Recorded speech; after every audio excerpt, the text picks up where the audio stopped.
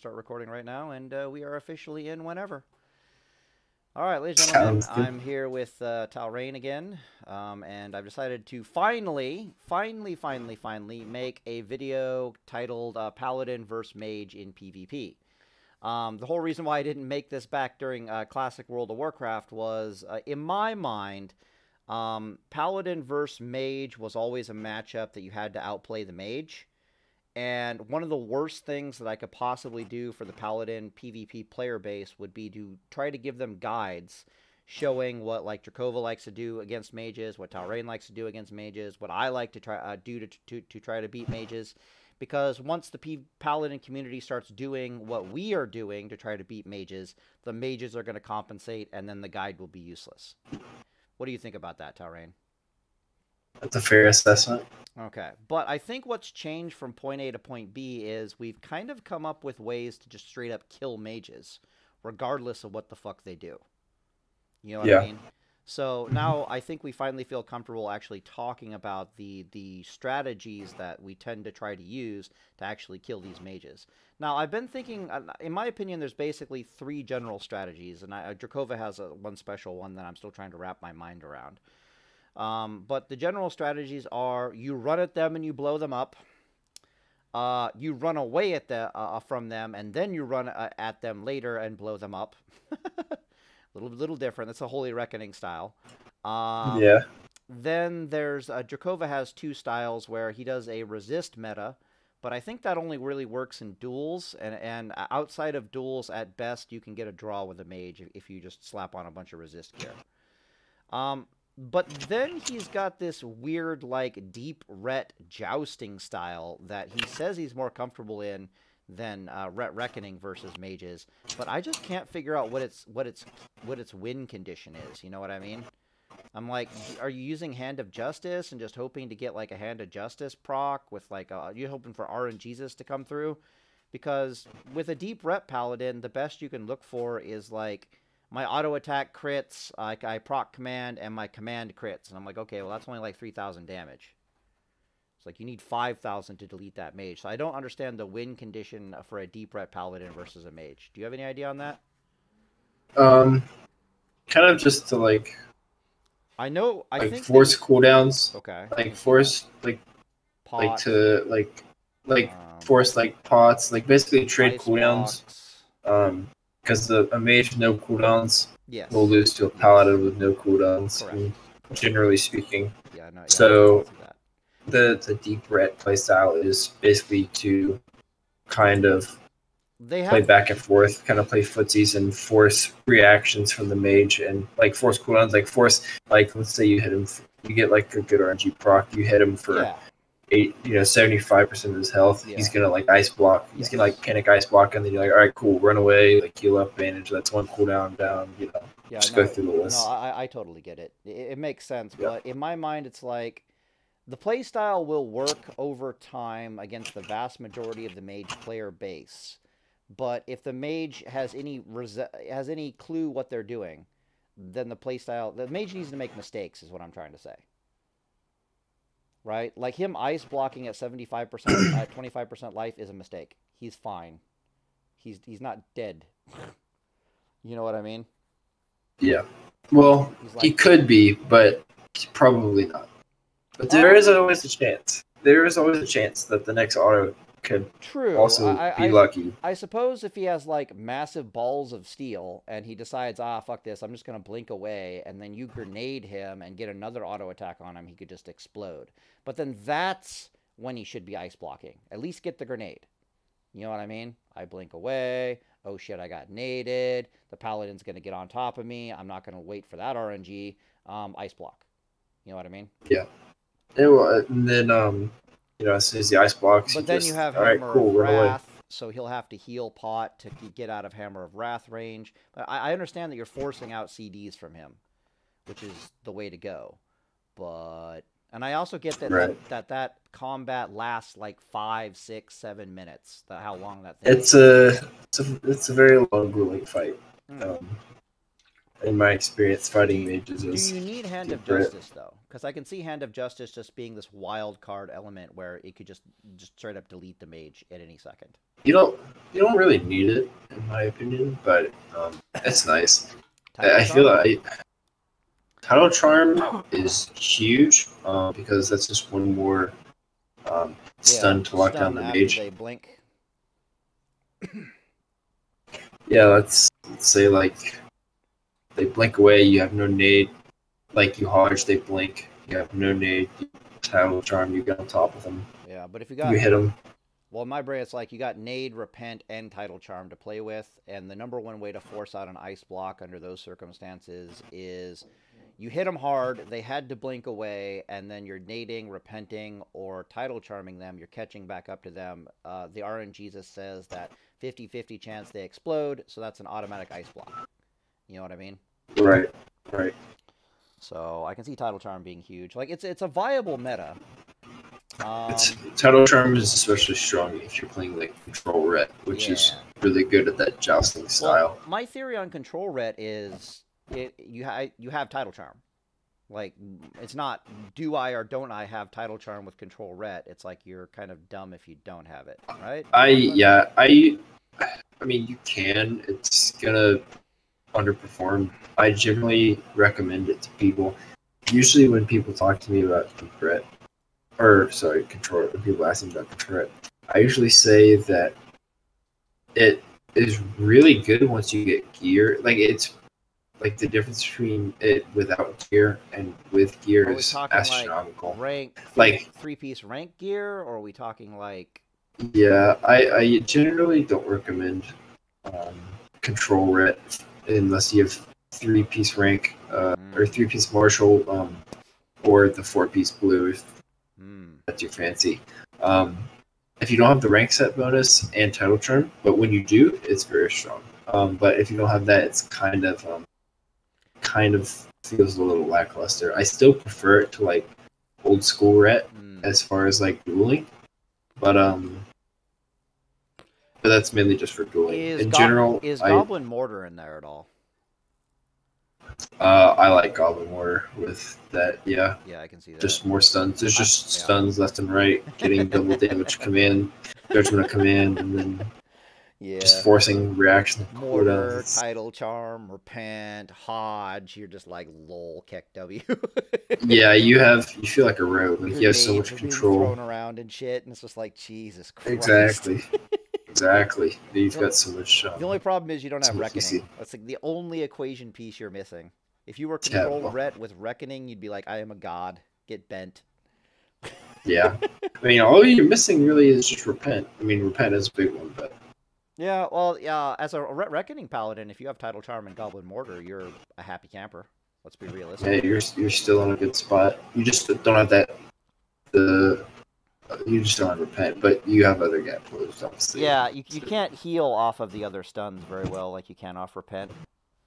Yeah, I kind of think of Repent as, like, it can be used as, like, an offensive or defensive cooldown. Like, it's being able to just instant, like, I don't think it's instant incapacitate. I don't think it's an either-or thing. I think it lasts so long you can use it for both. You know what I mean? Like, exactly. Close distance, and heal my bitch ass before smacking you, which is like, damn. Right, like I can repent, run up, heal myself real quick, and then which is something you can't do off of nade, mortar, or Title Charm because it only lasts 3 seconds. Okay, so that is a viable metaverse mages, the Control Ret thing. It's interesting. What do you think the win rate is between Control Ret and mage at like the highest level? Assuming you have gear, I'd say fairly even. I'd say slightly mage favored. Yeah, that's what I'd thought. say at 60, I'd say out of 40. 10. Yeah, I'd say out of 10 duels, mage wins with all cooldowns. Mage wins 6 out of 10. Yeah, I can see that. Okay. Generally speaking. Mostly because you're just RNG dependent on your end as a paladin. There's nothing you can do about it. Yeah, I mean, you could theoretically win all 10 duels as a paladin, and you could lose all 10 duels. You know, it's hard to say because most deep ret builds are very RNG dependent. Yeah, totally. Sometimes you hit like a wet noodle, sometimes you do 90% of sense health. There is that massive variance there. It's like I hit for 500 or I hit for like 4K. Like what the fuck?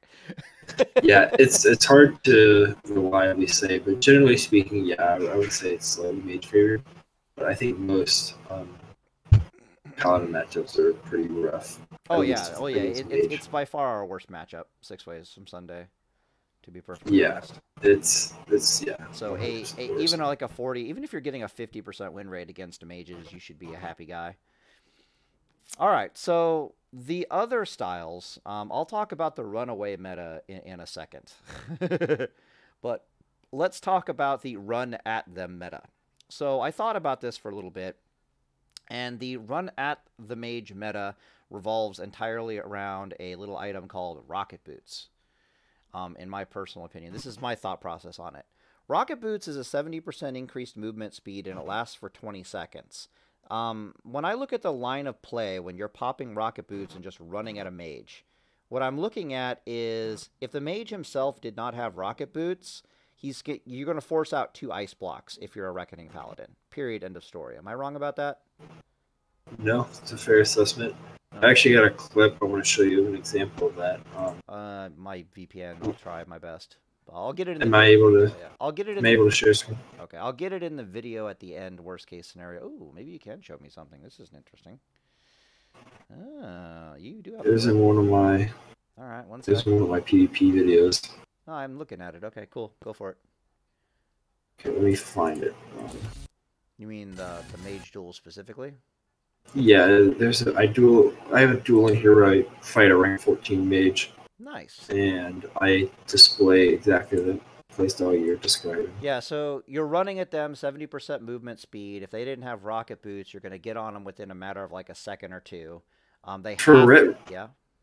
Oh no, go ahead. Sorry, I didn't mean to interrupt you. While you find it, I'm just describing the line of play, basically, in my mind at least. So you're on top of them in a matter of a second. They have to ice block because if you touch them, they explode as a Reckoning Paladin. So they have to ice block, and they have to sit the ice block for the full 10 seconds in order to try to time out your damn rocket boots.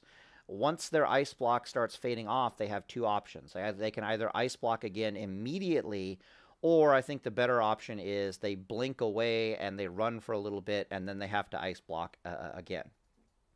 I'm not sure if it's smarter for them to blink or to not blink. I can't really tell. But I do know that once that second ice block falls off, the mage has to blink again. So I guess it's double ice block and then he blinks away. So the scenario always ends with the mage has used up both ice blocks and he's blinked away from the paladin. Now in my mind, this means that he's a stun. He's like a Title Charm, a Goblin Mortar, or a Grenade stun away from just dying horrifically. Am I wrong about that? Because he's got no blink. He's down 2 ice blocks. You just touching him within the next a few seconds, he's going to die horribly. Hell, you getting within Hodge range is going to cause him to die horribly. I think what muddles the math on that is if they have their PvP trinket, but no fucking mages use their goddamn PvP trinkets. Yeah, it's very rare. So it's like, okay. It's like, hey, Paladin, what if they have their PvP trinket? And I'm like, I've almost never seen it because they have double ice block and blink, bro. They don't take PvP trinkets. All right, this is the clip here. All right. Can you see it? Yeah, I can see it. Go for it. I think it's this one, yeah. This is how, in my opinion, so you're a Reckoning Paladin here, right? Yes, I'm Reckoning. And I'm not even using Title Charm. I'm using Trinket and Reflector. Okay. He's going to poly me here. I set the poly. And you'll see here, I think this is... Yeah, as soon as he does this, I free to myself, I Reflector, and I pop Rocket Boots, and I'm just running him. I Hodge him. I anticipate the blink. You should be, yeah. First eye block. He's a little slow in that IB. You didn't have a wreck bomb, did you? You should have been dead there. No, this is a duel. I started with no stacks. So he blinked away. I was going to nade him here, but he rocketed on me, so I bubbled it off to go aggressive. That was a very aggressive bubble. Generally, I don't recommend that. I only did that because I know, like, I can, like, he's panicking. Like, he's like 32% HP. I'm like basically full health still. Well, it makes pause it for a sec. It makes perfect sense to me because his blink's on cooldown. He don't think he has ice block anymore. He has one more ice block, right? Yeah, I think he gambles it and does it a little too late here, but in my brain, the problem with rocket helming a fucking paladin, especially as a mage, is it causes the mage to be physically on top of the paladin, and he's now physically on top of you without a blink, which means your bubble's going to force an ice block here. Period. End of story. Or he's going to fucking die. And so here, I'm just chasing him. He blinks again. I nade the blink. It interrupts the poly. Yep. Oh, then I get a dark edge proc here, but he does this. He tries to fly me again instead of. Ideally, he probably should have like spent his second block there and then waited for like blink to come back and then maybe try to blink away and poly again instead of just running. Because I get this dark edge proc and he's just running, and I free him off the Nova and just hit him. I paused and dropped the cheap. And, yeah, but if we go back at the beginning, if you had a full wreck bomb, he would have just died. Like, he was slow on his IB. Like here? For a duel, it makes perfect sense for him to be slow on the IB, let the Paladin hit you, let him get rid of Reckoning's charges. But he's gone. If I had a wreck bomb here, yeah, he would be dead. He's fucking dead. But in theory, he should be ice blocking here, but you still have... your rocket boots are going to cause double... him to use 2 ice blocks. Yeah, I mean, I literally... I don't even have a wreck bomb, and I did, like, half his health. So... I think you have... Did you have 1 wreck charge? I might have. Maybe he crit me or something. I think he did. I always assume they crit you. Always assume. It's not super important, but what I just want to ask you about is, because this isn't a duel, and the circumstances of how to beat a mage in it, it's much harder for a paladin to beat a mage in a duel than it is under any other PvP circumstances. Yeah, because you have to play fair in a duel. Well, not even fair. You can't pre-charge. It's like I can pre-charge, you can't pre-charge in any other combat environment practically, except for a fucking duel. Okay, fine, whatever, Blizzard.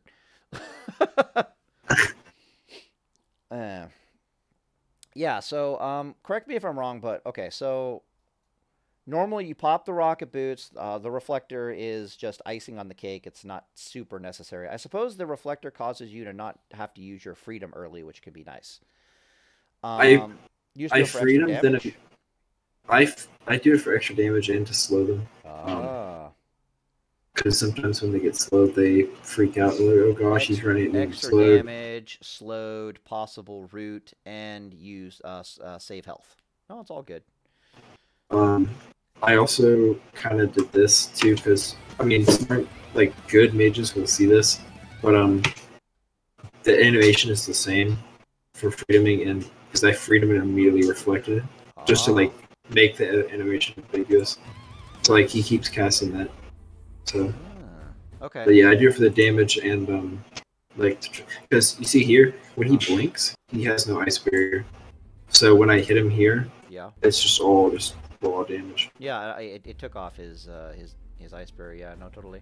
So my question is, right, but if you had like a Tidal Charm or a Goblin Mortar in this sequence rather than the Reflector, wouldn't he be super fucking dead? Probably. I think ideally I'd rather run,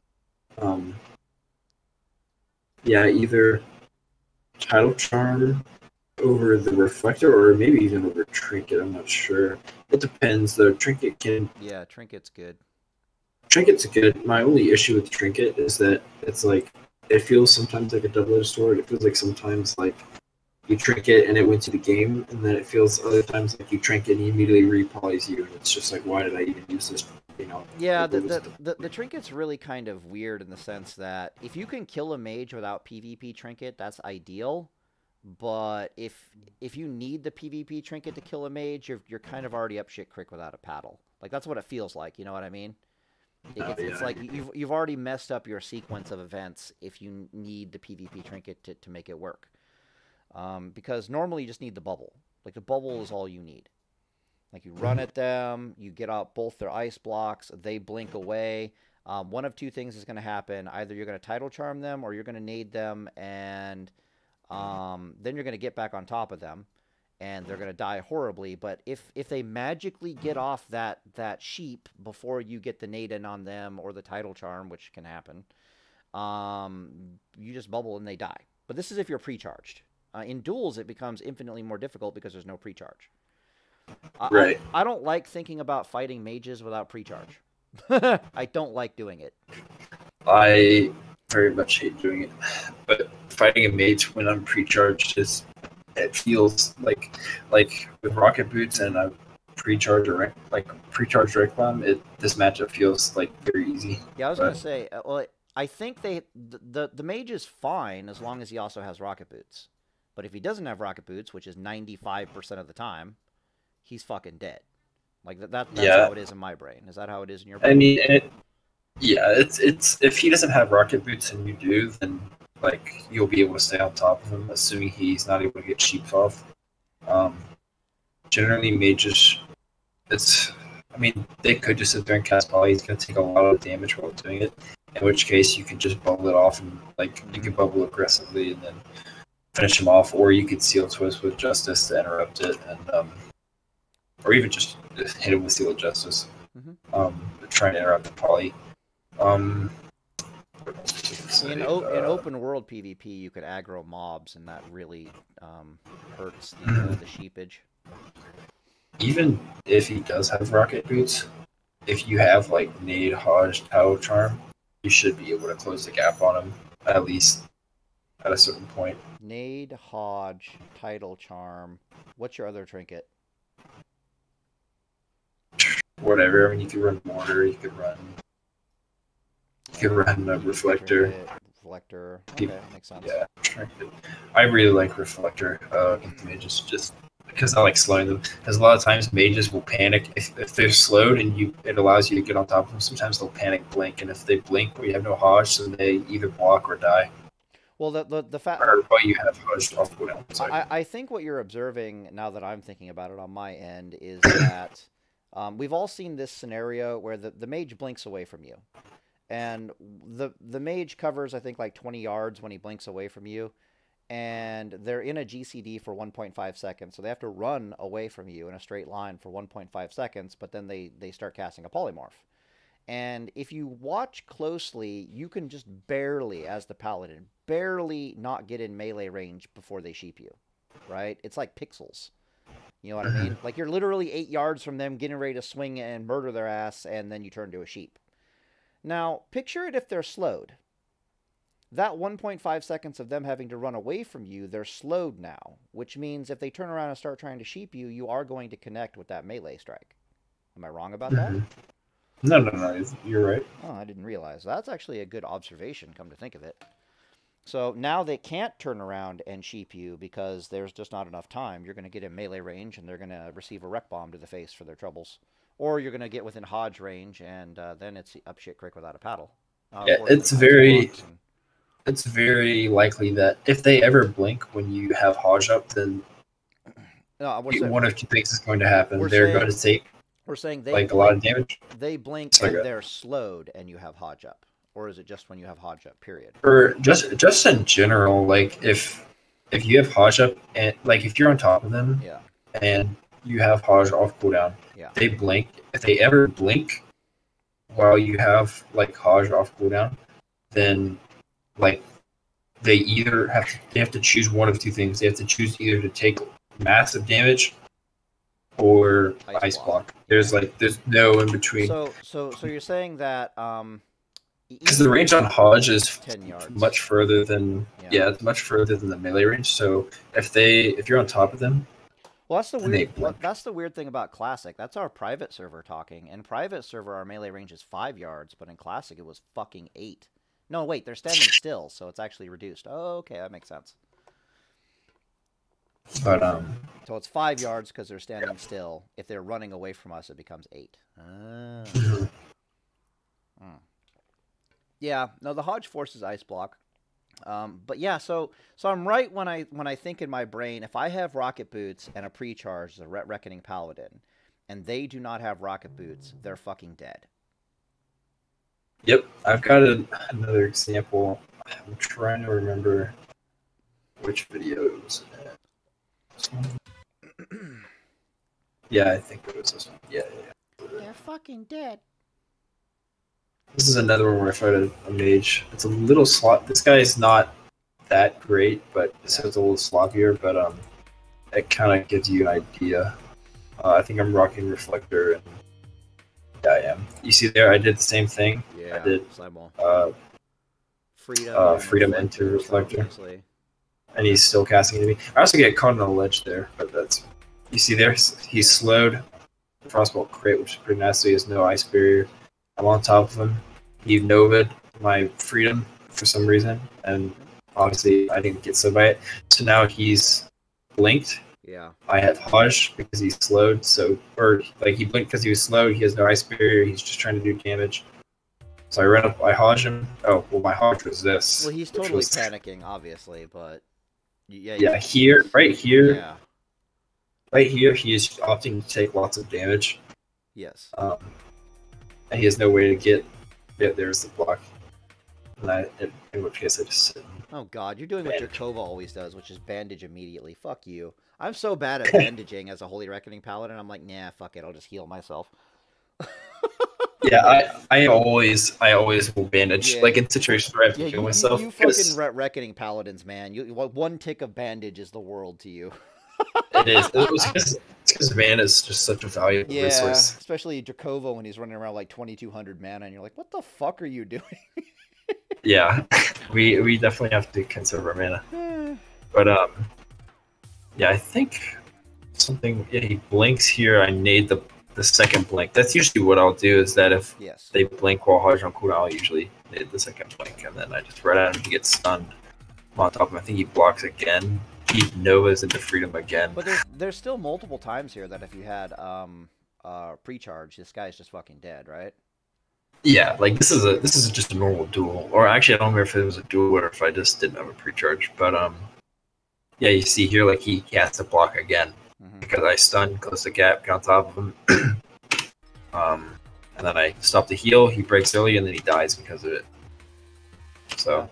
But yeah, that's kind of just like an example. Yeah, on one hand, I'm looking at him like, okay, he could have played better, but at the same time, if you're pre-charged, he's fucking dead. He died a long time ago. Or we should see double ice block, blink, nade or title charm, close the distance, dead. So it's like... yeah, dueling mages versus fighting mages in World PvP is like night and day. You think so? Because I think so. Because, I mean, it literally just comes down to pre-charging. Like, are you allowed to pre-charge?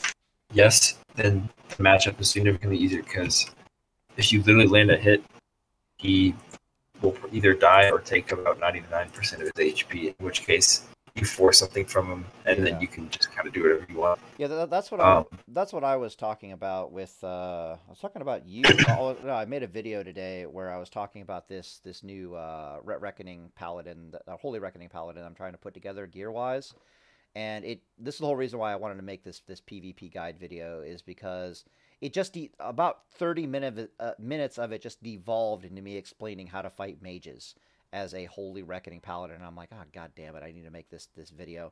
And part of it basically was that what the hell is the point I'm trying to get at here? Night and day differences. Right. Part of it was that. Nope, my brain died. Sorry. Okay, so... Oh, I was going to say that I think that is one of the weird aspects of the Reckoning Paladin versus the Holy Reckoning Paladin. So as a Holy Reckoning Paladin, you're always going to be pre-charged. And there's nothing the mage can do about it. And the reason for that is because I can spend a lot of time healing myself during the duel and just be pre-charged. You know what I mean? Whereas the Reckoning Paladin can't do that. The vast majority of PvP circumstances where you... I don't know how to explain this. It's like... The cool thing about fighting a mage in a duel is that you get to put on the gear that you really need to beat a mage in a duel. Like as a paladin, right? But in World PvP, you have a fucking pre-charge. So that makes it more... What if you didn't have rocket boots on for some reason, but you were pre-charged in World PvP? What's that look like? Probably Papa Swift Inspiration. Yeah. Oh, yeah, that was the point I was going to make. Okay, yeah. My bad. I was talking about Holy Reckoning. So the thing I wanted to... I observed with Holy Reckoning is... I was describing a scenario where the mages like to use dragon fruit, and they like to use mana potions. Because their biggest problem in dealing with a Holy Reckoning Paladin is a mana pool issue.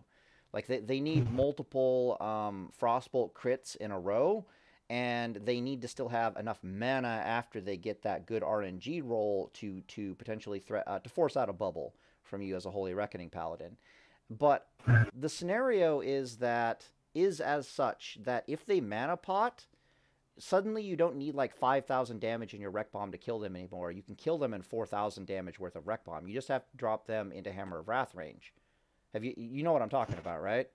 Where it's like, if they can't Health Potion and they can't Whipper Root and they're in Hammer of Wrath range, they're fucking dead. If you have bubbles. Look at this. Whoa, this is an example of fighting a mage in 1v2 with a full pre-stack. Okay. You have a rocket helm on for some reason. Must be phase 2. Yeah, this was a phase. No, this is phase 3, I think. But I pop a Reflector Freedom, run at him. There you go. Yeah. Boom. Okay. That's a rank 13 mage.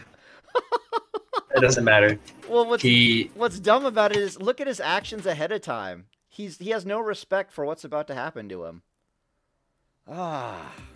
He takes like 3k damage from this pretty much, and then he kills himself with Eye for an Eye. Oh shit. Is that what happened? I just figured your command was like, you know how Seal of Righteousness is on a delay? I figured command is on a delay. I figured that's what happened. Oh, no. Funny. I wreck bombed him, then I autoed him again, and he died from Eye for an Eye. He had no respect. He was like, let me close distance on... Let me press W towards this Paladin and see what happens. Yeah, good one. I mean, I'm getting 2v1 by a hunter and a mage, so he probably just like, whatever, this is free honor. And I just run at him and just auto-attack him. And it doesn't matter. But yeah, that's like... Pre-stacking against the mage is night and day versus like dueling a mage. Like, dueling a mage is a complete, like, it's almost an entirely different matchup. Yeah, I mean, I feel like most matchups are like that with Red Reckoning. Well, okay, so if you don't get to pre-charge versus a mage in a duel, there's almost no difference between you and a Deep Ret Paladin. Except the Deep Ret Paladin probably has a better chance of it because he has fucking Repent. You know what I mean? Yeah, dueling as Ret Wreck against a mage is not ideal. Because, yeah, obviously you don't get the benefit of pre-stacking. You don't have the extra CC from Repent. Yeah, and you hit just about the same unless the mage is giving you critical crit chances or critting you. Yeah, you generally hit about the same. You have a higher potential for better burst through like Eye for an Eye and Reckoning. Because anytime he's giving you as a mage, since all stuff is spells, obviously, his only opportunities to give you the Reckoning stacks will also proc for Eye for an Eye, so there's a lot of damage to do that. I think this is where Jakova points out that what the mages really should do is nothing. Yeah, they should just run away and just... Don't Arcane Explode, don't Fire Blast, just run away, let him hit you, it's fine, everything's fine. Yeah, against a Reckoning... Actually, a Reckoning Paladin, as opposed to a Reckoning Paladin without Reckoning stacks will do less damage than a old school Ret Paladin. Vengeance. That's what I'm thinking, yeah. So it's literally... literally... Go for it. I was just going to say, as Ret Reckoning, you only have 1 point of vengeance, and you don't have the 10% strength, as opposed to... So it's literally about, like, without getting Reckoning, like, Rec stacks or whatever, if you get good RNG, like a good Seal of Command crit and everything, you're doing at least, like, 10 to 12% less damage. Yeah, so I think Jakova's right about this. It's like, if they literally do nothing, you're worse than a Deep Ret Paladin. It's like, yep. don't touch him. Don't look at him funny. That's why a lot of the best warriors that I used to duel on my server would play they would put on their tank sets when they fought me, because they would just wear like low crit, high mid sets against me, because they're like, if I never crit him, then he just doesn't do any damage. And Jakova says that the only counter to that is some kind of parry gear or some shit. Like, I don't fucking know.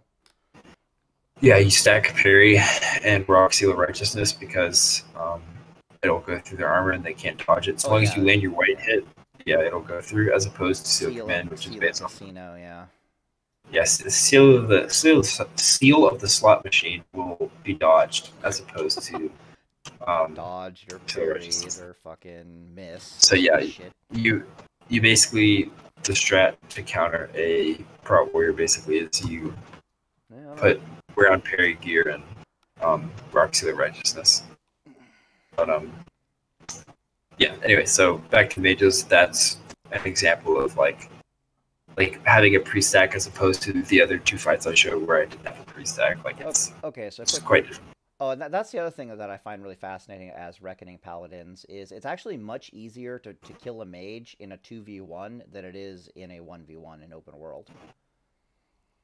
Yeah, because people are breaking polys if there's no communication. People are breaking polys all over the place, and it's just like... Especially against a hunter, man. Like, I love fighting hunters, man. You mean 1v1 or just 2v1 when there's a hunter around? You're like, oh, hell yeah. In World PvP. Because they just AFK their pet on me, and I'm like, yes, give me that fat damage. I still remember this one time where I had, like, some Fury Warrior was chewing on my butt, and there were, like, 2 mages trying to kill me. And the only I murdered them all, but the only reason I did is because this Fury Warrior would not stop giving me wreck charges. Like, the mages were doing everything in their power to not die, but this fucking Fury Warrior just killed them all. I don't have the clip anymore, but I clipped it once when I was World PvPing in Blackheart Mountain. I ganked some dudes from this other guild, from a rival guild on Horde, and one of them was a Fury Warrior, and one of them was the Lock or something. And me and the Lock knew each other because we fought each other a lot. And the Lock was streaming, and his Fury Warrior friend, as soon as I ganked him, his Fury Warrior friend just freaking popped like all his cooldowns and started blasting and shit. Yeah, he like popped wreck, and he was like, "What are you doing? Stop!" So fast in your life. He like fell over instantly. I got like 12 reckoning stacks. He was just like screaming in his mic, like, "Stop attacking him! What are you doing?" It was pretty funny. It's fucking awesome. If I ever play Horde, I feel like all the paladins on my server, if I ever play Horde, will hate me because I'll know exactly everything every trinket they have up their sleeve. No, well, more importantly, you'll know the paladins to be wary of versus every other paladin, which is like 80% of the player base. True. It's the same. It's the same with shamans, right? Like the elemental shamans, you know the ones that you should pucker your butthole, and then all the rest of them are just dead meat. You know what I mean? Yeah, most LA shamans are either like god tier players or they're trash. Oh yeah, totally. There's like no in between. There's no in between. But this this is exactly what I'm talking about. So after I kill that mage, I fight this hunter. I line of sight him. He's just leaving his pet on me. I heal myself. I start, sitting the proc. You're like, yeah, give it to me. I like. And then another hunter shows up, and I line him, and I get Rex X, and then I just run up and just flank this guy. Slap. And what's stupid is your wreck bomb won't kill him, but you're getting so many charges, you're just gonna cut him to pieces. Yeah. Exactly. And then you're like they're just leaving their pets and just giving me all this free damage. That's so funny. But hunters, man, they're something else. But anyway. Admittedly, the hunters are in a really bad location for fighting. So much. Yeah, this is not a good spot to fight a melee class as a hunter. Which is another thing Drakova likes to point out is like if you're in the right terrain, paladins are not to be fucked with. Yeah, if you can like abuse line of sight and stuff, because obviously in duels, 99% of the time you're out in an open area. Yeah. But like in World PvP, like if I'm fighting a mage in Blackheart Mountain, dude. Oh yeah. I'm just gonna run away, hide behind this pillar, start drinking, start eating, make them come to me. Yep. It's 100. Wait for my cooldowns. Yeah, it's 100 times worse if you're a Holy Reckoning Paladin because they need all this space and time to kill you. But you're in block Yeah. right? It's just like it's not happening. What are you doing? Bring like 5 buddies. This isn't gonna work. Go away. Yeah. Anyways, okay. So my turn for Holy Reckoning. What do you know about Holy Reckoning and dueling mages or just killing mages in general? It has been a while since I have looked into it. Okay. It's probably been like a year and a half since I looked at Holy Reckoning versus casters. Okay, so when I say what we're gonna do is run away and then run at them later, what does that mean to you? I'm just curious. My guess is just run away, find a good place to fight him, and then you run in. Nope. Okay, so I'll describe the scenario. So Jakova knows what I'm talking about, but yeah. So anyways, the way it works is the mage. So you're standing at almost max range, like a 30-yard range. Like I got a visual I'm pulling up over here. So you're standing at almost max range, and you're just healing yourself. So if you can picture this real fast. So they're frostbolting you, you're healing. They're frostbolting you, you're healing. They're frostbolting you, you're healing. Their trigger for counterspelling you is they want to get 2 frostbolt crits back to back. You follow me on this? So they see 1 frostbolt crit. They see 2 frostbolt. No, it's more like, yeah, they want to get 2 frostbolt crits back to back. Sometimes they'll pull the trigger. They'll see 1 frostbolt crit. You're not quite done healing off the previous damage that you suffered, and then they counterspell you, which means you're going to be at about like 1/3 life with a fresh 10-second counterspell on you. Sounds like death, right? Well, what you're supposed to do as the Paladin is before they counterspell you, and it's very easy to see coming, you put freedom on yourself, and then you start trying to cast that holy light to heal yourself. Then you catch the counterspell, and you turn and you run in a straight line. Now, if you didn't have freedom on yourself, you would be slowed. They would be free to keep casting frostbolts into you, and you're going to fucking die. But because you have freedom on yourself, now the only way they can get another frostbolt in on you is they have to blink forward, and they'll get enough range on you that they can get another frostbolt into you, but you're still running away. So the only damage they can really get on you is another frostbolt and some fire blasts, if you're following me on this, right?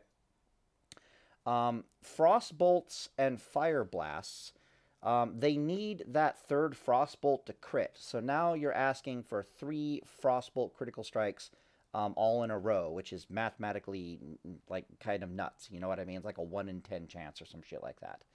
On top of that, you get to see all this play out in slow motion as the Paladin. So you're like, you know, massaging your whipper root. You're drinking your healing potion.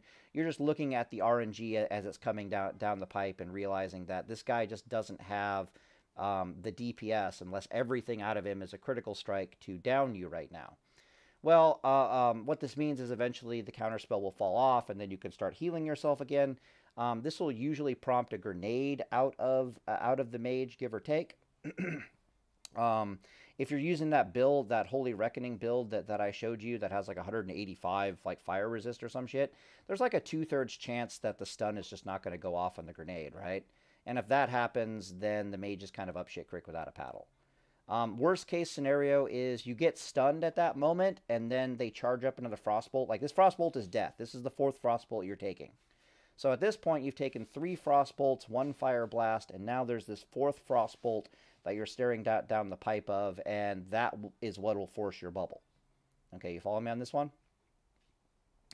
Or what that's going to force is a PvP trinket into your health potion. Can you hear me at all? Telreyne? Am I talking into the void? Did my internet die? Interesting. Okay, so I'm still recording. Let me pause the video and see if I can get Telreyne back here. Yeah, no, I can't hear you. I restarted the recording. Yeah, it's doing that stupid thing where I can't hear you, but you can hear me. Whatever. Yeah, so anyways, that's what I mean by the whole runaway thing. So the whole sequence of events is centered around counterspell. And you have to have freedom on yourself in order to run away in a straight line in order to time out counterspell. And as long as you're successfully timing out counterspell, you're stuck in like this loop of event with the mage, where it's like he tries to kill you in the counter spell. If the RNG doesn't go his way, he's forced to sheep you and reset the fight. Then he tries to kill you with his next counter spell, because they get counter spell every like 30 seconds. If the RNG doesn't go his way, then, you know, blah, blah, blah, blah, blah. Usually it takes multiple RNG successes out of the mage in order for you to actually die as the paladin, because you're still working with like PvP trinket, bubble, nade, and then healing potion and whipper root, and then whatever your last trinket is, like a frost reflector. Something as simple as that can save your life, kind of a thing. So they need this sequence of RNG not to just go right once. They need it to go right like 2 or 3 times. And I was talking about this when I was showcasing these builds earlier, where I was like, well, when I'm in full tier 2 and I'm fighting mages as a Holy Reckoning Paladin, especially if I have a thick obsidian breastplate, the duel goes on for like 8 minutes. It takes 8 minutes for the mage to finally wear down my mana enough that they can actually kill me, right? As this full tier 2 Paladin. The problem is I just didn't have... I have no offensive ability. So it's like I can't die, but neither can I kill the mage.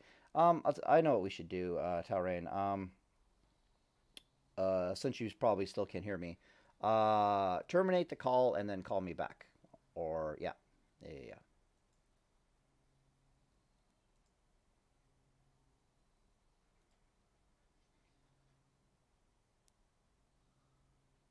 Alright, good. I hear you now. Sweet. Thank God.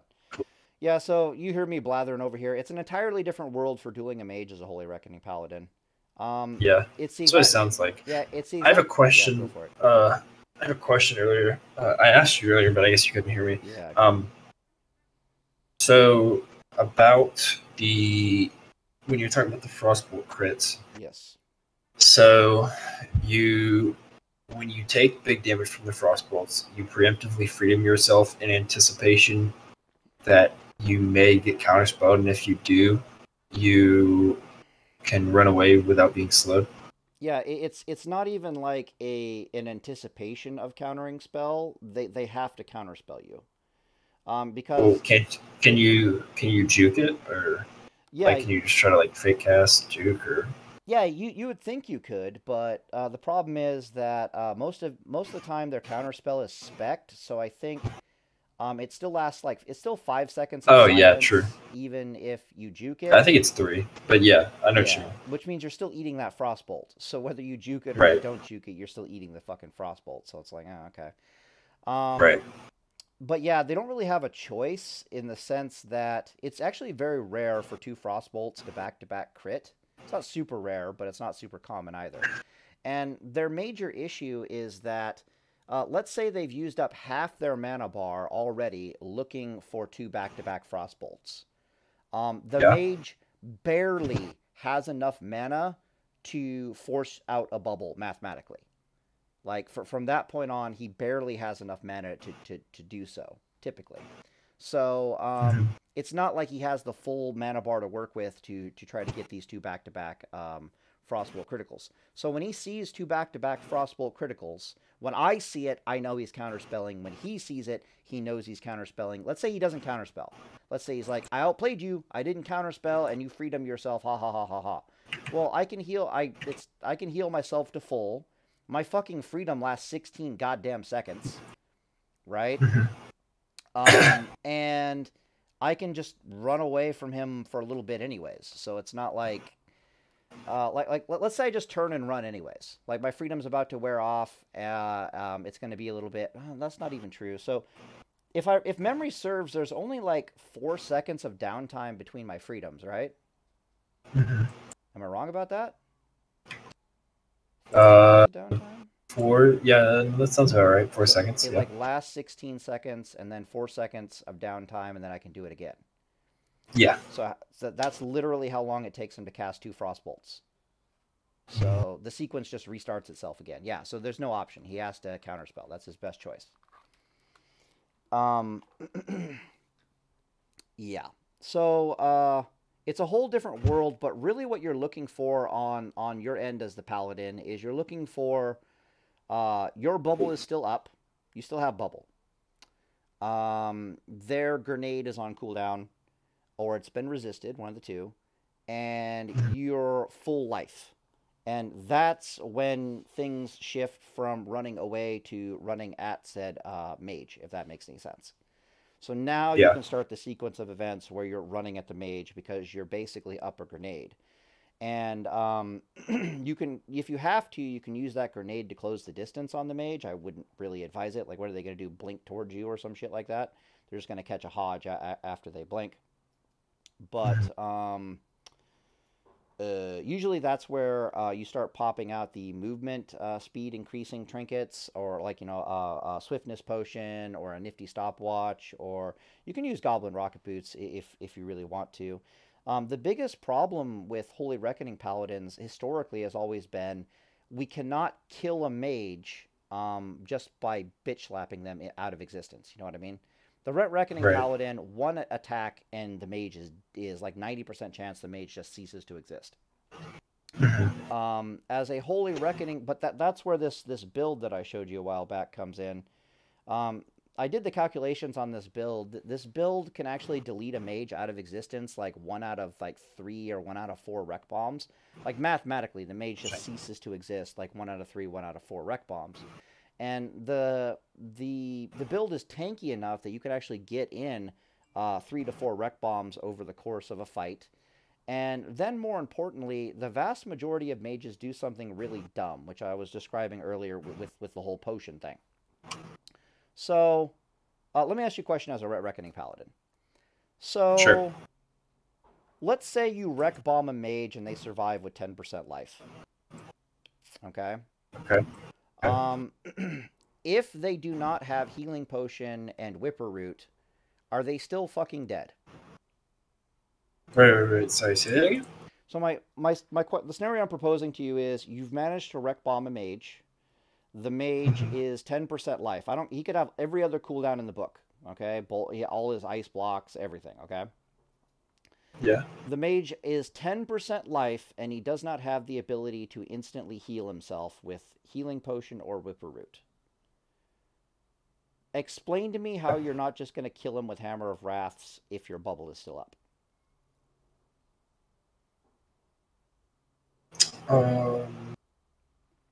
He could counterspell Hammer of Wrath. What's he counterspelling?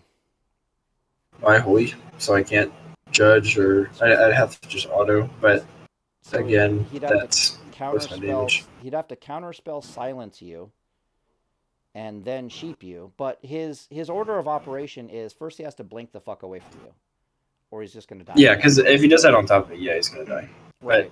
But if I was a mage in that situation, what I would do is I would blanket CS, so I can't Hammer Wrath and then Poly and then like run. Yeah, you'd have to run like a motherfucker, because like you have to, like in that situation you have to like fully reset, even if like the Pally regens off the Poly, like you need to just run and like. Oh yeah, totally, because the correct it doesn't matter. The correct play for the Paladin is like if he still has PvP trinket, then he'll just trinket the polymorph. I don't think counterspell stops that. Blanket counterspell does not. If you get counterspelled on a cast, it does. So if I'm casting Hammer Wrath and he counterspells that, then I cannot roll. But if he just blanket CS's me, then nice. Yeah, okay. So he's not super dead, but okay. So that's the difference in the sequence of events for you than it is for Holy Reckoning, because he won't have counterspell with Holy Reckoning, because it's on cooldown, because we don't go offensive unless counterspell's on cooldown. It's just the sequence. Okay, that's interesting. I didn't realize that. That makes sense. Yeah, so if he has counterspell, he can potentially live. What if you've got like Goblin Mortar and shit? Then he'll probably die. Okay, sweet. So, like in that situation, as soon as if I have grenade, as soon as he blanks, I'm nading, because my nade will be faster than. I'll get my nade off before he gets his Poly. Yeah, technically. Because if he blinks, CS's the blanket. And then Polys, like that's like what, like 2 globals. So I will definitely be able to grenade him before he gets a totally. And if you have before he gets the sheep off. Yeah, so grenade, mortar, he's fucking dead. Tidal charm, fucking dead. And then I just need run up to him. By the time I run up to him, the blanket counterspell has fallen off. Yeah, you don't even have to run up to him, technically. You just wrath him at that point. I did give you bubble still. Although, honestly, if there's one thing I've learned from WoW, and Drakova has told me this several times, is that you should, especially as a Ret Reckoning Paladin, never rely on Hammer of Wrath. Yeah. That spell is so inconsistent. Sometimes it'll just fly off into the nether darkness and just completely miss. Is it a missing issue, or is it like it just doesn't do much damage because you guys don't have any spell it misses so much, man. The spell misses so much. Yeah, If I had a dime for every time I was about to kill somebody and I threw a hammer and it just flew past them, man, I was like, oh. Well, you're not wrong, but at the same time, it's like, what the hell was I gonna say exactly? The one thing because this on spell hit is just so annoying. Yeah, but you remember private servers where our Hammer of Wrath was like a 1.5 second cast or some shit like that. Remember that? Yeah, it was way better on P server. I remember. No, it's way worse. Because 1.5 seconds. Sorry, I thought you said 0.5 seconds. Well, yeah, in Classic WoW, it's 0.5 seconds, and I'm like, this changes everything. This changes. I can literally get a Wrath off before you can get a Sheep off now. Thank fucking God. Yeah, that's pretty clutch. Because it used to be that they would have like a little bit of haste or some shit, or you're a little slow on your Hammer of Wrath, and so you just get Sheep before the Wrath goes off, and it's just like, man, fuck you. Yeah. Yeah, so okay, so that's different. So yeah, so this new Holy Reckoning Paladin build, I'm really digging it just because I think I think you, me, and Drakova are all in agreement that fire resist on your Paladin, even for just resisting nade stuns, is kind of a big fucking deal. Yes. But I think it's an even bigger deal for Holy Reckoning Paladin because I don't have anywhere near... I either don't have the clap you guys do to go all in on just getting one hit on the target.